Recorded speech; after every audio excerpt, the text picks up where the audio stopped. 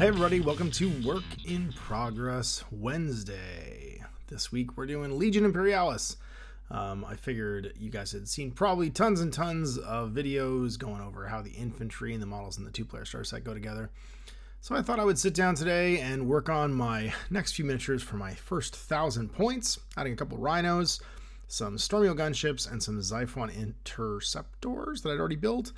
As well as a couple extra models from a second box of the Astartes infantry. So you can see I've already built some Terminators and a couple more Dreadnoughts to pad out my Dreadnought Talon and to let my Terminators be its own separate detachment in 1,000 points. And I'm doing two new kits here, some Rhinos, so half my tactical detachment can hang out in some like transports, and the other one's going to go on those Storm Eagles because you can have 5 stands of infantry in a Storm Eagle. So my expanded attachment with all its upgrades can go hang out in those 2 flyers. Now they can't take them as a dedicated transport, but the formation can take the detachments, the flyer detachment, and you can reinforce a Storm Eagle to 2. So I got enough to hold part of that crew. The Xiphons are going to be part of a tank detachment that I'm going to build some Kratos tanks to lead.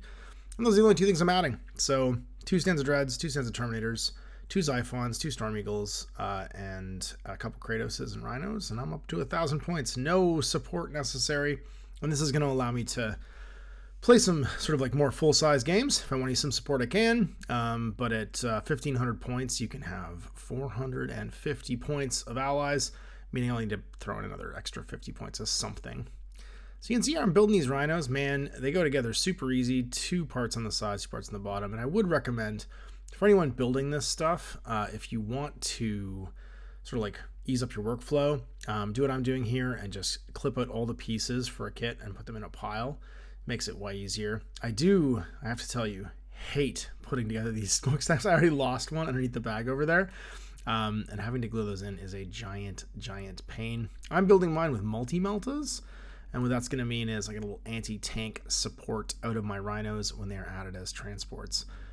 For the tactical detachment. So there's the first one all done.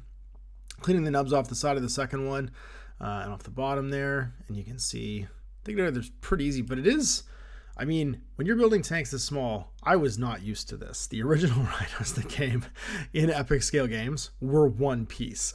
Like, I don't think I've ever done this much work assembling an epic Rhino before.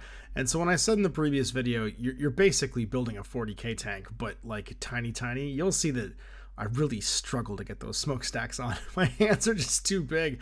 My fingers are too big to like properly do it. But yeah, 2 side pieces first, top plate goes on, and then individually you have to put on those 4 smokestacks, and you can watch me. Oh, I keep pulling them off by accident. I really struggle to get these things on. It is a massive pain.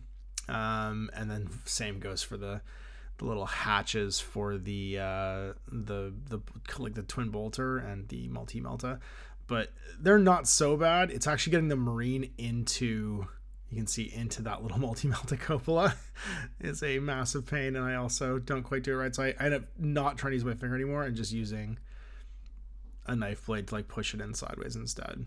And then realizing I put that on upside down, I flip it over and then put the other one right side in. And those are my 2 little Rhinos all done. So next up was the Kratos tank. And these aren't bad. They're pretty simple. They're built much along the same lines as the Rhinos. We're looking at 2 like bottom plates, and you'll see I clip out all of the pieces for each of them and just put them in piles. And then I clean and assemble them as I go. I found for like the workflow for this, it made it way easier to just clean them in piles and then do it that way. So these guys are, I think, a front plate, a back plate, and a side plate.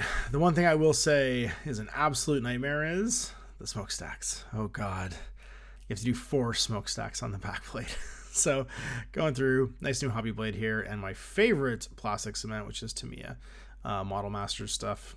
Brush on, and these flew together quite quickly.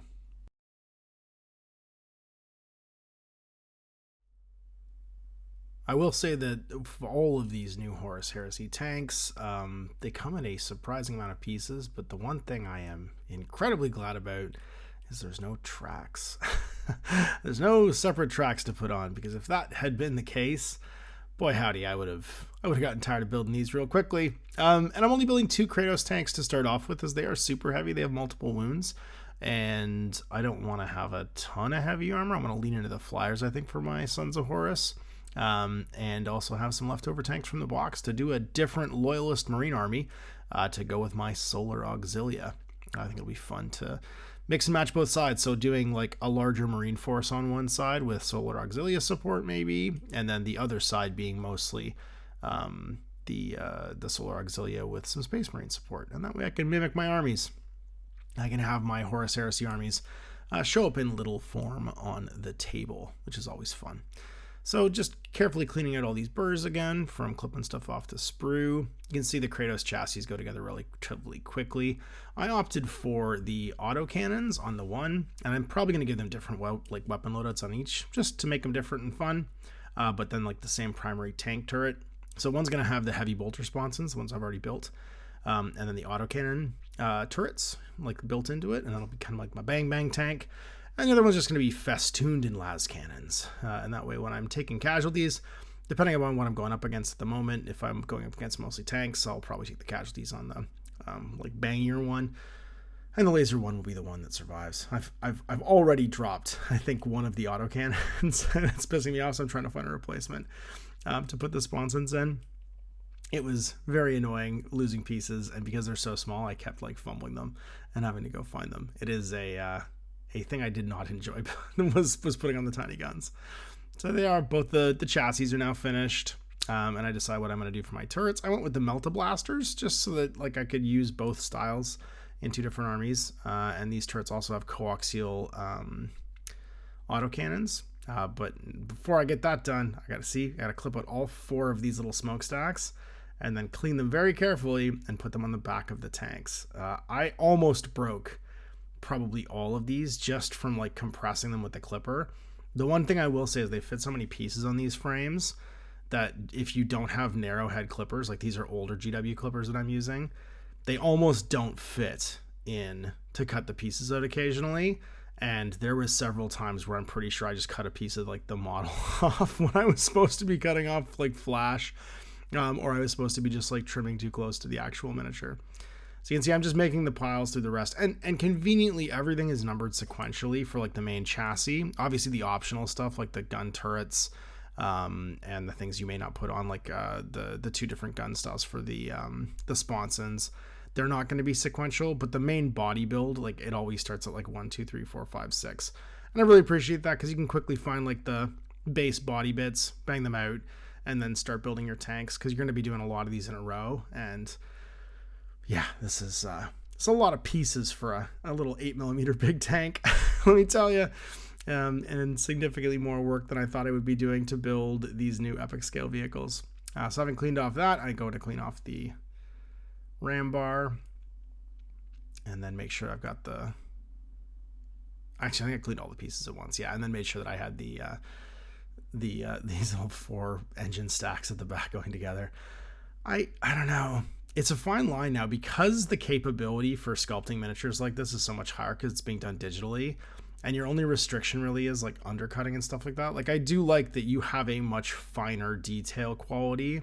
Like in previous versions, these Rhinos and these vehicles would have their smokestacks just molded directly to the hull. There'd be no like under space where like the exhaust is going into the engine block. In this one there's like a hollow where the big tube comes out. But sometimes you reach a point where like there's just too much detail. I will never see that detail, right? Like you're going to see these models from 2 feet away and you're never going to notice some of the detail stuff. And so I think at a certain scale, a certain amount of quality, it's the old Jurassic Park. You were so concerned if you could, you never stopped to think about whether or not you should. And I think there is something to be said for like there being like an almost minimum piece count in this like day and age where people want to get their money's worth out of assembling. Because for some people, that's a legitimate part of the experience, is they enjoy the building part. Now, not me, probably just because of time. I've built so many miniatures in my life that I don't enjoy them as much as I used to. But I think because some people genuinely, this is their favorite part of the hobby, they want to provide a certain amount of satisfaction, and so stuff has to have a certain amount of pieces. So you can see last but not least here, I'm doing the coaxial autocannons that are going to get banged into the turrets here. And then these 2 Kratos tanks are done. And that's my build for these 2 kits, which I don't know if people have been doing these online. So I figured if I was going to pick something for Work in Progress Wednesday, I just did the infantry quickly because, like, they take no time. You clip them out, you clean the bases. You guys don't need to watch me do that. And the same with the dreadnoughts. They're from the starter set, and they're just 2 pieces and then pose the arms. Like, they're not super exciting. But these tank kits are really something else for the size. For being 8mm tank kits, it's really something. Oh, and I'm doing the sponsons here too. That's the last bit. So like I said, I'm doing las cannon sponsons for the one with the las cannon turrets, and I'm doing heavy bolter sponsons for the one with the autocannon turret. And so we have kind of like a anti-infantry Kratos and then like an anti-tank, dedicated anti-tank Kratos. And that was sort of my plan. And then there's actually, for the one that's the bang bang tank with all the many bullets, it actually has a sponson heavy bolter you can put on as well. So I gave that one the sponson heavy bolter, and then I had the other one be closed. And if I do end up having like a tank formation with a commander in it, like if there's some kind of commander option in the future, this will be my command tank, which I think is just fun. Just cool to have a command tanker. And yeah, let me tell you, not fun to get those guys in the cupolas to shoot the guns. And so having cleaned these off, these are also 2 little pieces. These sponsons, because they're in 2 parts, there's the frame and the gun. Getting the gun to like sit in properly is, like, you just look at it, just disappears into my fingers. Like, you can barely see the goddamn thing. It just falls into nowhere. And I totally struggle to line them up. It's very funny watching this back now, how hard of a time I'm having doing this. Because when it's sped up to 4 times speed, it still takes me a minute to do. Even though it's 4 times speed. So imagine how long it took me to like fight to glue in one of these little sponsons. It's very silly.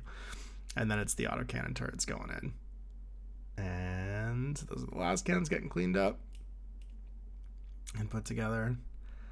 And look at this. Look at me struggle. Watch me struggle. My big stupid hand struggling to put these together. It's a legit struggle sometimes to get these small pieces to go together. I have this problem with Infinity models usually, and it's all super gluing my fingers together. So at least this time it wasn't super glue, but yeah, not my finest hour. And then it's just the 2 little autocannons. I keep saying the autocannons, and then I'm realizing I'm not actually there yet. And they get cleaned up and just fired in, and all that coaxial stuff is finished. And now once this is done, you're going to get to go see one of my little tricks for stuff this small. Because when you're using miniatures this small and this light, when you prime them, you might accidentally blow them like off of the primer. So I get some painter's tape, and I put it on just like a cut piece of cardboard here. And I actually tape the edges down, because when you like double side tape like this, it can actually roll off. So you'll see me put this down, then I'm going to tape both the ends down just to make sure that the tape doesn't go anywhere, and then immediately stick it to something like a moron, like a big dumb idiot. And then put these guys down on the painter's tape, and this is just going to give them a little bit of stuff to adhere to, and this stuff isn't too sticky. Don't use masking tape. Do not use packing tape. It's way too sticky to leave a residue on the bottom of the models. Painter's tape is designed to come off. It's perfectly ready to go. Even though these were primed already, I immediately ripped this guy off his base because I wasn't using Tamiya Model Master. GW also was nice enough to send along some bases for the flyers, which is very nice of them. And I prime all this stuff in good old Mechanicus Standard Gray. It's the base tone for my Sons of Horus, and you'll get to catch up and see me paint those next week on Wednesday for Work in Progress Wednesday, as I round out this 1,000 points. Thanks for hanging out. Have a great one, and we'll see you next time.